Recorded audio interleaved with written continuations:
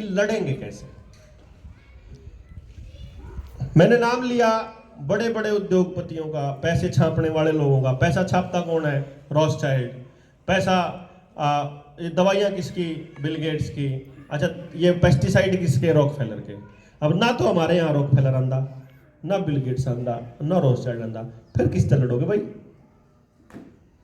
फिर आप सोचा ये तो सारे काम राजनीति से होते हैं। राजनीति में कौन कर रहा? क्या यो काम बीजेपी कर रही? पता लगा कि ना भाई, जिस स्टेट में कांग्रेस की सरकार थी वो भी हो रहा था, सेम चल रहा था इस बीमारी के नाम पे। जहां पे आम आदमी पार्टी की सरकार थी वहां भी यही चल रहा था। जहां शिवसेना वाले बैठे थे वहां भी यही था। जहां टीएमसी वाली ममता बनर्जी बैठी थी वहां भी यही था। अलग था कि कुछ भी पूरे देश में? इसका मतलब है कि पॉलिटिकल पार्टियों में से कोई एक दूसरे के खिलाफ भी नहीं बोल रहा था, सब चुप थे। ये राहुल गांधी भारत जोड़ो यात्रा चला रहा है, यू भी नहीं बोला, यू भी तो ना पटा लगा करता मुंह पे हो निशान, गुलामी का निशान है ना। सारे के सारे पॉलिटिकल पार्टी चल रही। अब कौन सी पॉलिटिकल पार्टी आती है आपसे लड़ने के लिए? यहां आपके ऊपर वो पॉलिसी इंप्लीमेंट करने के लिए कौन आता है? कोई पार्टी नहीं आती, कोई उद्योगपति नहीं आता, कोई मुख्यमंत्री नहीं आता, कोई एमएलए नहीं आता, कोई एमपी नहीं आता। आपके यहां इंप्लीमेंट करने के लिए, इन योजनाओं की इंप्लीमेंटेशन के लिए आते हैं सरकारी कर्मचारी। जब आप उनसे अपने हक का सवाल पूछोगे तो वो आपको ये कहेंगे, हमने नहीं भेजा सरकार तो पूछो सवाल, हम तो भेज दिया, हमने तो नौकरी करनी, मर्द ऊपर तो ऑर्डर है।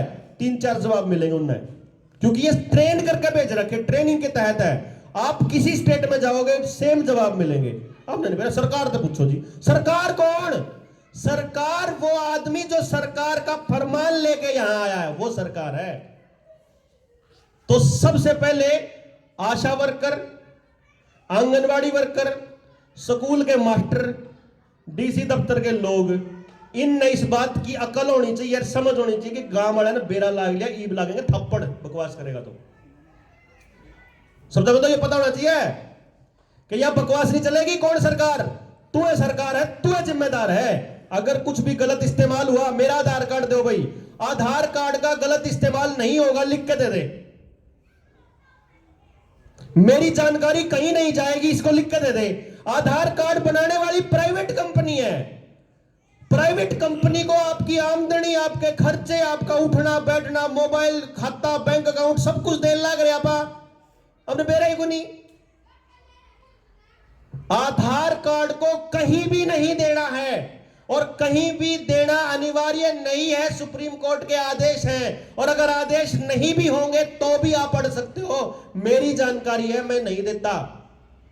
और जब गांव वाले, जिस दिन गांव समझ में आ गया, देखो मैं ये मानता हूं कि हर घर से एक आदमी कम से कम होना चाहिए इस जागृति अभियान में। जब अगली बार आप मीटिंग करा गांव में, तो ये आपकी ड्यूटी बनेगी कि सब नगर तक काट के लाओ, आओ भाई बात सुन लो, ना मानियो चाहे बात ना बाद में। क्यों जी? क्योंकि 4 आदमी अगर विरोध दर्ज करेंगे तो वो सरकार का विरोध होगा, और अगर गांव विरोध करोगे तो वो गांव बताएगा कि ये हमारा निर्णय है कि हम ये नहीं चाहते। गांव में कोई भी ऐसी पॉलिसी को इंप्लीमेंट मत होने दीजिए जिसमें आधार कार्ड कंपलसरी हो। यह है लड़ाई का पहला कदम, यह पहला कदम है सिर्फ। दूसरा कदम, बैठ के चर्चा कीजिए। और हम इस मामले में, मैं आपको कह रहा हूं, यहां पे मैं कहता हूं, गांव में अगर कोई ऐसा आदमी हो जिसकी जमीन बिल्कुल नीलामी पे बैठी हो, जिसका ब्योत ना हो, जिसका कर्जा चुकाने की हिम्मत ना, और उसकी जमीन अब नीलाम हो सकती है, उसको हमसे मिलवा दीजिए। उसकी जमीन नीलाम होने देंगे, 1 रुपया नहीं लगता। एक जमीन नहीं नीलाम होने देंगे किसी की भी। सारे खड़े हो जाओ उसके साथ जाकर के। या तो है संगठन की ताकत, लेकिन कल कोई संगठन की ताकत को तोड़ना आसान है अगर केवल नेता को मैनेज कर लिया जाए तो। भाई जो नेता बन रहा है उन्हें खरीद लो, उसको मैनेज कर लो, उसने एक टिकट दे दो किसी पार्टी का। ये जो से नेता बन रहे हैं ना, अपने समाज में फिरन लाग रहे हैं, जो इस षड्यंत्र का भी नहीं बताते, जो कुछ भी नहीं बोलते, जो इस बीमारी का भी नहीं खुलासा कर दे, ये आपने किसी ना किसी पॉलिटिकल पार्टी की गोदी में बिठाया दिखाऊंगा। यही सारी पॉलिटिकल पार्टियों के गुलाम, ये मजबूरी है उनकी। देखो आप ही बताओ, कल को अगर मान लीजिए उनको मेरी बात जो है ये खटकने लग जाएगी, देवेंद्र लोगों को जगा रहा है और अब ये व्यवस्था के लिए खतरा बन रहा है, क्या क्या चॉइस है मेरे पास? पैसा बोल कितना चाहिए? मैंने कह दिया पैसा कौन चाहिए। पद बता कौन सा चाहिए? तने के बनना है, तने एमएलए बनना, एमपी बनना, क्योंकि उन्हीं का सब कुछ है, उन्हीं के कंट्रोल में है। मैंने कह दिया यो भी नहीं चाहिए, पैसा नहीं चाहिए, पद नहीं चाहिए, तो फिर चुपचाप रहो, नहीं तो मार दिए जाओगे। ठीक है, मरण तो नहीं डरता, षड्यंत्र करके बदनाम करके मारेंगे ताकि ये आवाज लंबी ना जाए, पता है उनको। अब आपके बाप बताओ हमारे पास क्या ऑप्शन है? हमने सोच रखा है कि आप जान दे देंगे, कोई चक्कर को नहीं, लेकिन अगले स्टेप पे वो ये कह देंगे कि तेरा कुछ नहीं करते, तेरा कुणबा गानी करांगे। फिर आदमी अपने बच्चों के लिए क्या नहीं करेगा? फिर क्या करेगा? फिर कहां जाएंगे हम? मैं कहां जाऊंगा? मान लो मैं आज आपको जगा रहा हूं, मैं किस जाऊंगा? फिर मुझे अपनी भाषा बदलनी पड़ेगी, फिर मैं ही आपको यह कहूंगा ना भाई राजनीति करनी पड़ेगी, ना भाई चुनाव लड़ना पड़ेगा, मैं ही कहूंगा और आपको भी लगेगा। फिर मैं आपने जो कर मैंने भी यह बात समझानी आवे, मैंने वह बात भी समझानी आवे। फिर मैं जब आपको इस तरफ ला सकता हूं ना अपने पाछे पाछे, तो मैं न्यून भी ला सकूं। तो एक आदमी, एक संगठन आपको नहीं बचा पाएगा। इसका रास्ता क्या है कि गांव में अगली पूरी पीढ़ी तैयार करनी पड़ेगी लड़ने वाले बच्चों की। गांव में अपने जो एजुकेशन सिस्टम है उसके अंदर अपनी अगली जनरेशन को बचाने के लिए तैयारियां करनी पड़ेंगी।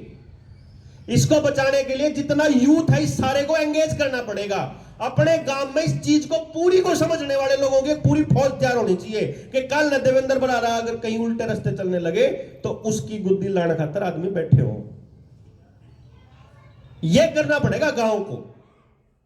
मतलब हम अपनी नब्ज आपको बता रहे हैं, समझ रहे हैं ना आप? मैं ये ना भी कहता तो भी मेरा काम चल रहा था, लेकिन मैंने आपको ये बताया है क्योंकि यही होता आया है। आपको क्या लगता है कि नेताओं को जो सुरक्षा मिली ये सुरक्षा है? ये सुरक्षा नहीं है, ये इनकी सर्वेलेंस के लिए, जासूसी के लिए उन्हीं के लोग बैठाए, उन्हीं की योजना है, ये पूरा वो है। क्या करता है कोई भी आदमी, अनिल माधव दवे नाम था उनका, है? उसने कहा कि ये जो जीएम सरसों आ रही है ना, ये जीएम सरसों खेती के लिए खतरनाक है। केंद्रीय मंत्री, कृषि मंत्री, उसने कहा मैं रिसर्च करूंगा और 1 साल के बाद देखेंगे कि ये गलत है कि सही है किसानों के लिए, और फिर निर्णय लेंगे।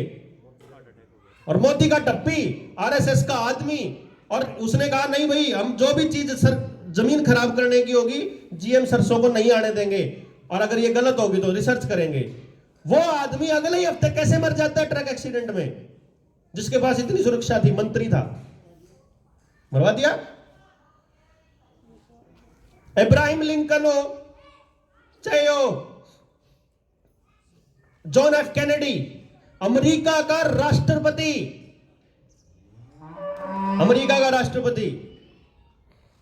राष्ट्रपति होते हुए असैसिनेशन करवा दिया गया, गोली मरवा करके। इंदिरा गांधी मरवाई गई।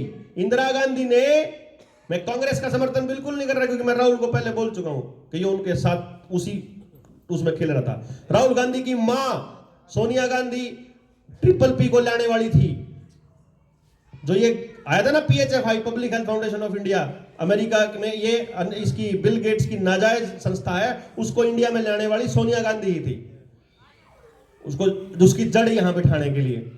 अब इंदिरा गांधी ने सारे संस्थानों का राष्ट्रीयकरण किया। उसने सारी जितने भी बड़े बड़े लोग थे, जैसे टाटा के पास था एयर इंडिया, वापस दे दिया मोदी ने। पहले ये टाटा के पास था, टाटा की थी, उसने उसको एयर इंडिया बनाया, उसको देश की संपत्ति घोषित करी। जितने बैंक थे सारे प्राइवेट थे, पहले उन्होंने सरकारी बनाए। जितने अस्पताल थे सरकारीकरण, उसने हर चीज का सरकारीकरण कर दिया। ये हेल बेल सेल जितने में बड़े बड़े संस्थान जो दुनिया भर के अंदर अपना लोहा मनवाते हैं कि टेक्नोलॉजी का, वो सारी सरकारी संस्थाएं थी। और वो सारी सरकारी संस्थाएं बनाई इंदिरा गांधी ने, शुरुआत करी थी उसकी जो। और इंदिरा का असैसिनेशन इसीलिए किया गया था, उसके पीछे, दंगों के पीछे छुपा करके। यहां पर भी कल को जाटों के नाम पे दंगे हो सकते हैं, उधर खालिस्तान के नाम पे दंगे हो सकते हैं। सब सरकार के ही करवाए होते हैं, उन्हीं के करवाए होते हैं सारे दंगे। चाहे पटेल नॉन पटेल का आंदोलन हो, जहां जात के नाम पे और धर्म के नाम पे जहां भी झगड़ा होगा वहीं से चालू होता है। हमको लगता है या जात बुरी, हम न लगा यू धर्म वाले बुरे। Muslim country, Saddam Hussain Iraq के अंदर पूरा खेल समझता था, इसलिए सद्दाम को तानाशाह बनाया गया। हिटलर पूरा खेल समझता था, इसलिए हिटलर को तानाशाह बना के घोषित किया गया। सुभाष चंद्र बोस सेम गेम समझता था, हिटलर से वही चीजें लेने गया था सुभाष चंद्र बोस कि तुमको कैसे मालूम है इस पूरे रुपये वाले खेल का, इस षड्यंत्र का। सुभाष चंद्र बोस तो इस भारत के पहले आजाद प्रधानमंत्री थे, आजाद भारत के पहले प्रधानमंत्री। आजाद हिंद सरकार बनाई, आजाद हिंद सेना बनाई, आजाद हिंद रुपया बनाया। इस रुपये का खेल तोड़ने के लिए उसको युद्ध का अपराधी घोषित करके उनको गायब कर दिया गया। आज तक भी रास्ता नहीं दिया और उसकी कोई फाइल नहीं आने दी। राजीव गांधी को इसलिए मारा गया,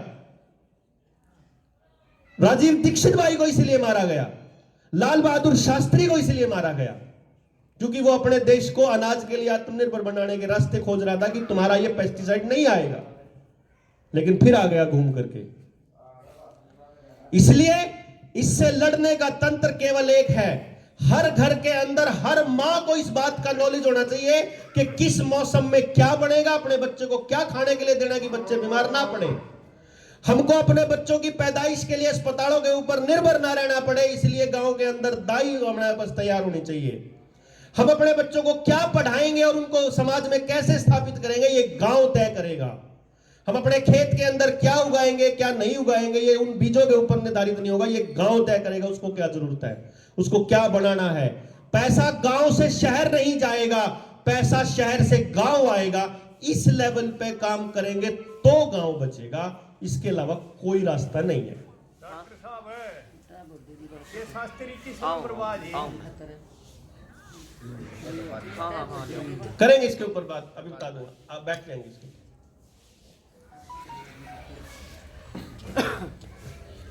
ये नेक्सस इतना बड़ा है, इससे ना राजनीति करके लड़ पाएंगे, इससे ना युद्ध में लड़ पाएंगे, ना हथियारों से लड़ पाएंगे, ना पैसे से लड़ पाएंगे।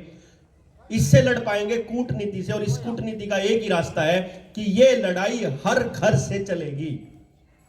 हर घर में इस बात की जागरूकता होनी चाहिए कि जिन लोगों का ये षड्यंत्र है उससे बचने का रास्ता केवल गांव के पास है। गांव बचा सकता है इस भारत को, शहर नहीं बचा पाएंगे।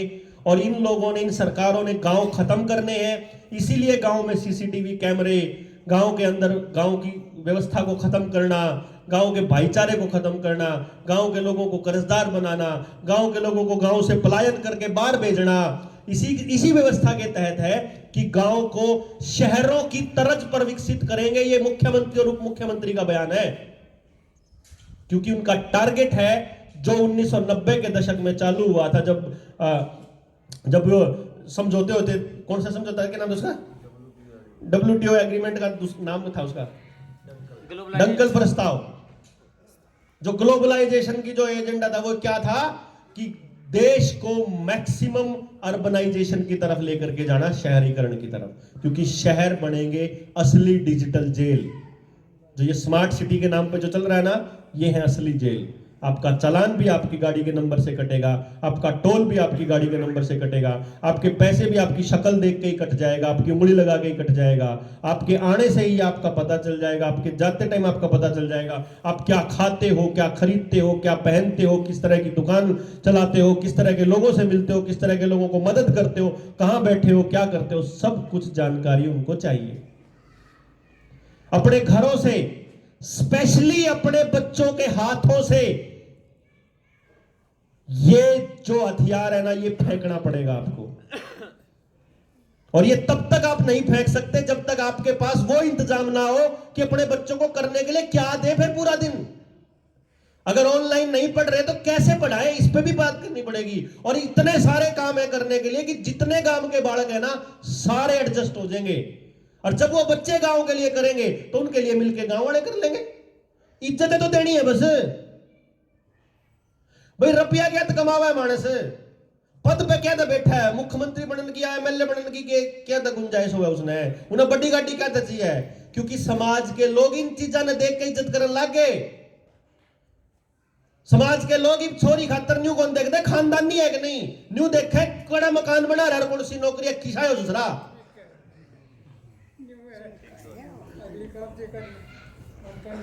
असली बीमारी यह है कि हमने इज्जत गलत आदमी को देना शुरू कर दिया। अगर कोई शराब के ठेकेदारी करके भी अगर शिक्षा मंत्री बन गया तो भी उसको शिक्षा मंत्री वाली इज्जत मिल रही है। अगर मैं दारू बेच करके या मैं अगर अफीम बेच करके या देश के अंदर नशा प्रवाहित करके भी अगर मैं कुछ बड़े पद पे पहुंच गया तो भी नमस्ते चल रही है। नकल मार के मास्टर बन गया तो भी नमस्ते मास्टर जी चल रही है।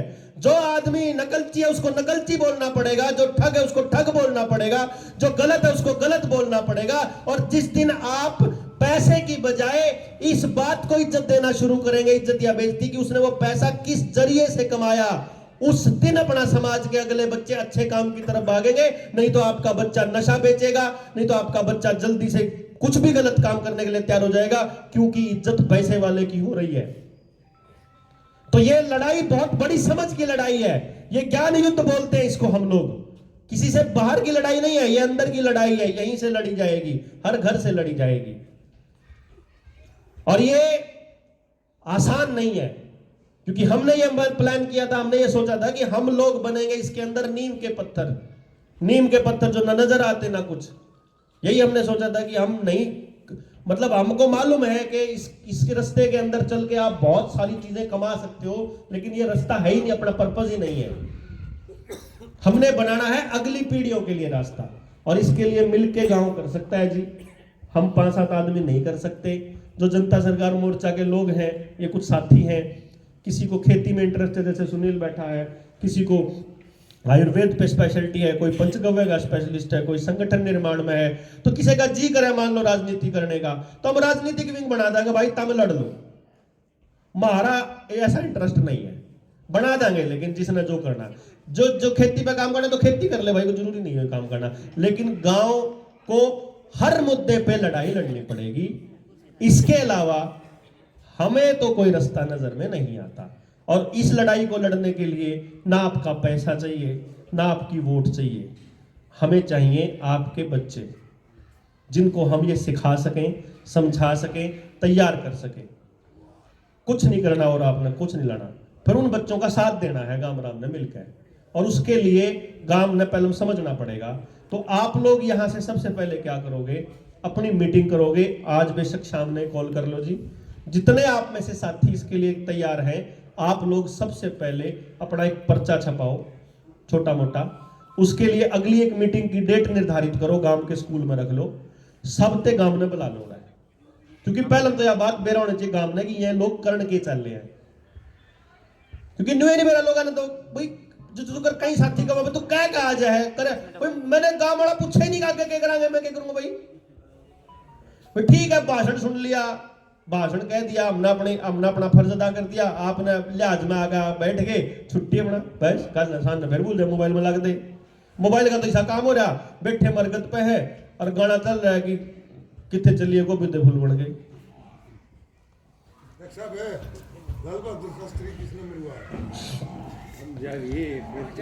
बता देंगे। जिनकी मैं बात कर रहा हूं ना, जिनका रुपया है, जिनके हथियार हैं, जिनके पेस्टिसाइड है, उन्हीं लोगों ने मरवाया था।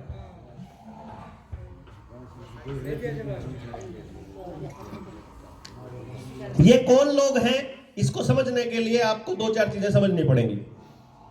जब इराक में तेल पाया, उस टाइम पे सद्दाम बैठा था और वो अपनी करेंसी को लॉन्च कर लिया था। उसने डॉलर लेना बंद कर दिया था कि हम डॉलर में ट्रेड नहीं करेंगे, या तो हमारी में ट्रेड करो या फिर सोने में ट्रेड करो। वो केवल सोने में ट्रेड करता था।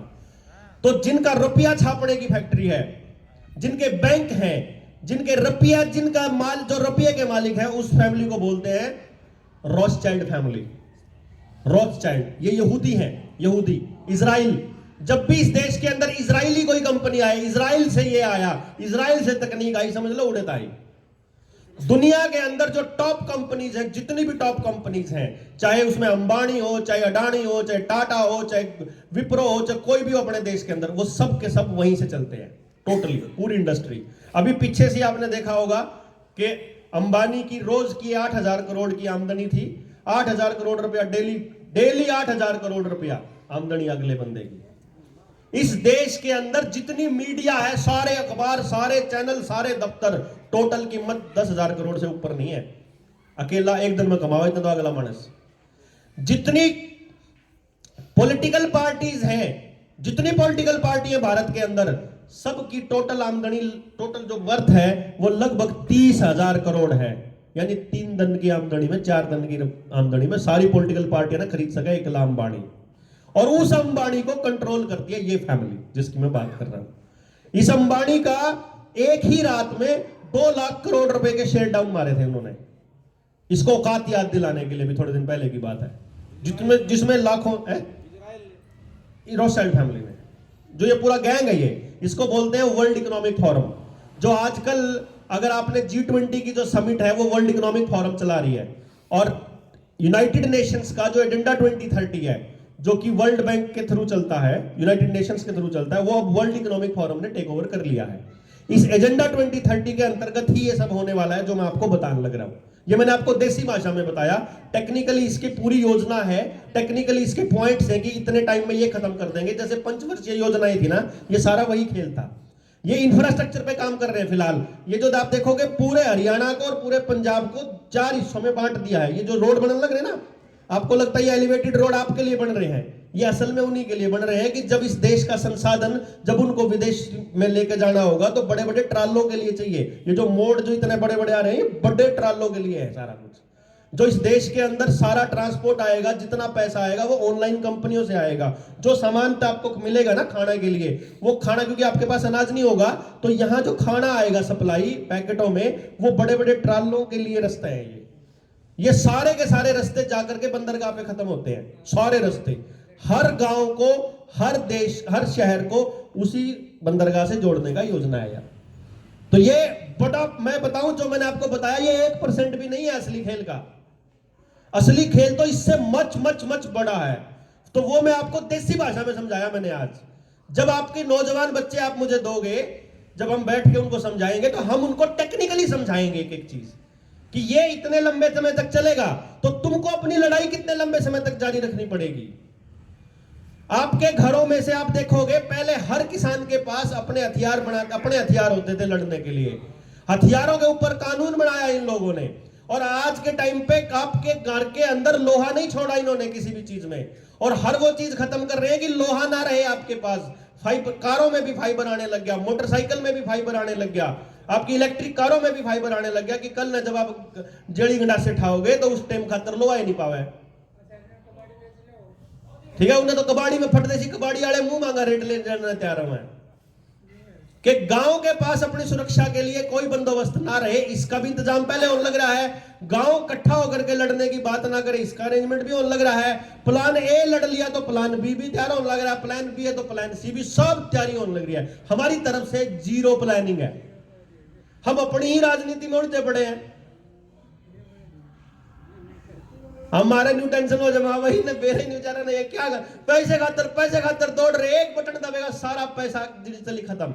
साइबर अटैक आ गया भाई, बैंक खाती होगी, फिर जमीन सारी की सारी लोन पे पड़ी है, काम आप कुछ करते नहीं, घर बैठे रोटी देने का इन्हें डाला पड़ेगा, आपने लेने का डाला पड़ गया।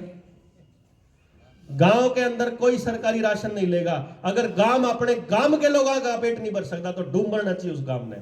सरकार बता दाना लेने पड़ेंगे हमारे आदमी ने, गांव ने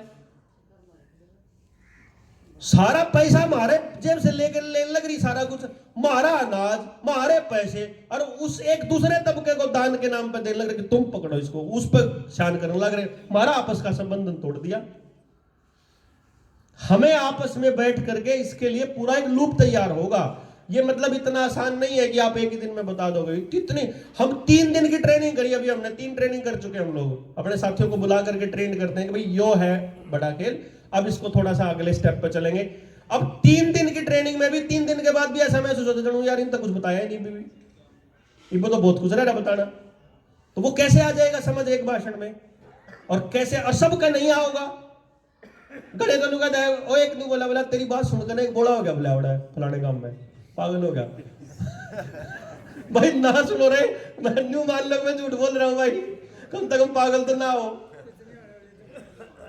क्योंकि जो आदमी इस विषय पर सोचेगा और बोलेगा उसको बोला ही कहा जाएगा कि यार ये आदमी अपनी काउंसलिंग का धंधा छोड़ेगा, अपनी टीचिंग का एजेंडा, अपना कोचिंग सेंटर बंद करके गामा गामा धक्के खान ला रहा, तो पागल ही है फिर तो है? भाई आज के टाइम में कोचिंग सेंटर से बढ़िया कोई धंधा है गए, और चंडीगढ़ जैसे शहर में मौज करो, पर न्यू पता नहीं यार मौज है ही नहीं, थोड़े कभी भी साफ सब कुछ। और ये तभी तक है जब तक समाज बच रहा है, जब तक गांव बच रहे हैं ना तब तक है।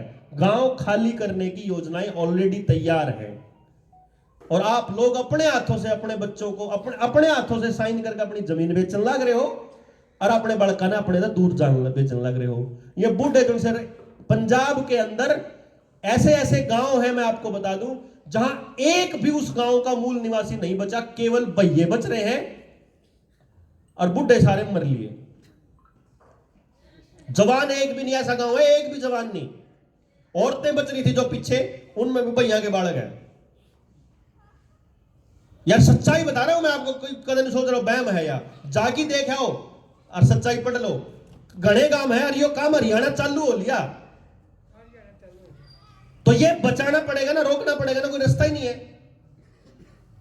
जिस चीज के लिए तुम दौड़ रहे हो रुपया, इस रुपये का खेल भी समझावांगे, लेकिन वो रुपये का खेल समझने के लिए पहले इतना समझ होनी चाहिए कि ये रुपया जो है ये कैसे बनता है, इसका पीछे के खेल है, इसके मालिक कौन है, इसकी मदद से ये कितनी बड़ी षड्यंत्र को अमली जामा पहना रहे, ये बड़ा बार बार मैं यही बोलता हूँ बहुत बड़ी खेल है।